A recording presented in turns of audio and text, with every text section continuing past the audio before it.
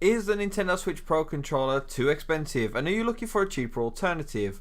Well, look no further than the Gioteck WX4 series. But is it any good? Well, there's only one way to find out now, isn't there? It's review time.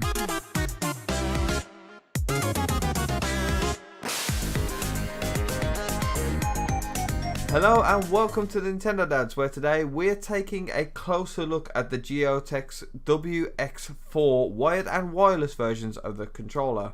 Now, these are budget line controllers that won't dent your wallet too much, but come packed with some features that you might not expect from a controller of this sort of price range. Firstly, let's take a look at the black wireless version of the controller. Now, obviously wireless, it comes with an inbuilt battery, rumble and gyro, which are the two features that you wouldn't expect. But it doesn't come with the NFC reader, which is a normal apart from the first party offering. The WX4 also features a turbo button, which you do by pressing and holding the capture button and then the corresponding button that you want to activate the turbo on. Unfortunately, this will take a lot of screenshots and videos every time you want to activate the turbo, which it's a little bit awkward. It would have been better if it's in its own dedicated button. The WX4 is incredibly light, probably the lightest wireless controller that I've ever come across, which felt a little bit strange at first, but after time you get kind of used to it. The design and shape of the WX4 is actually really good, fitting a little wider on the palms but thinner towards the top. It feels kind of similar in style to the Xbox One controller, you know, the one that comes packed in with the 1S bundles. Sweaty palms tend to grip this controller a little bit better. Because of its bumpy texture, it's not quite as smooth and slippery as the official Pro controller. The thumbsticks on the WX4 are larger in every possible way to the official offerings, and they offer a wider distance of travel, making them great for precise aiming in shooters, while the soft concave grip of the sticks help them to stick to your fingers perfectly.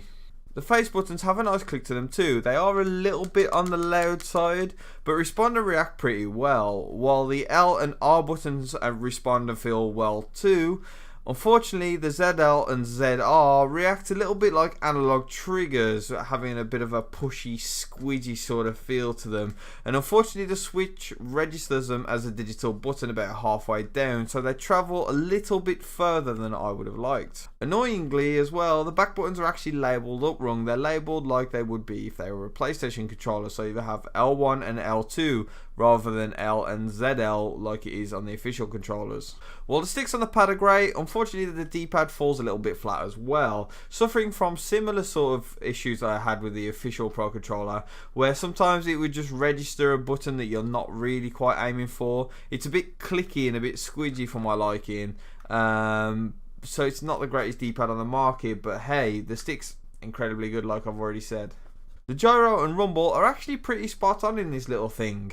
While the rumble isn't HD like the official offerings, it does have a bit more of a kick to it, so it's great in stuff like Smash Brothers where you really feel every sort of knockout that you get.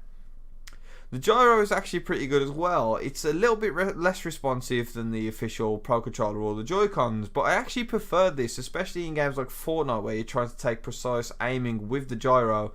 Definitely works well there. There's a few small disclaimers when it comes to controllers that aren't officially a license like the Gioteck. The first one being that it won't wake your Switch up.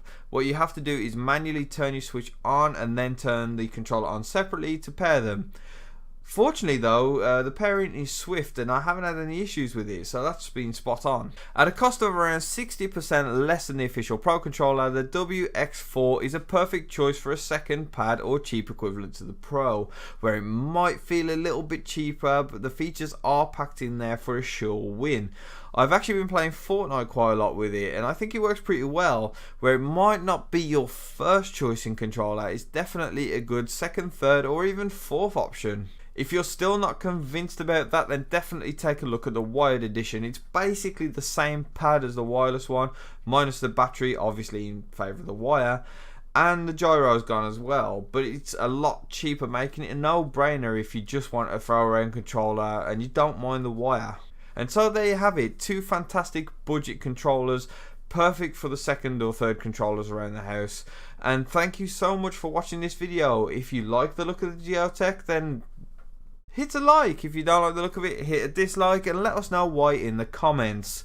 And stick around and subscribe to Nintendo Dads, because we've got a whole bunch more controller reviews and other things that are beautifully Nintendo.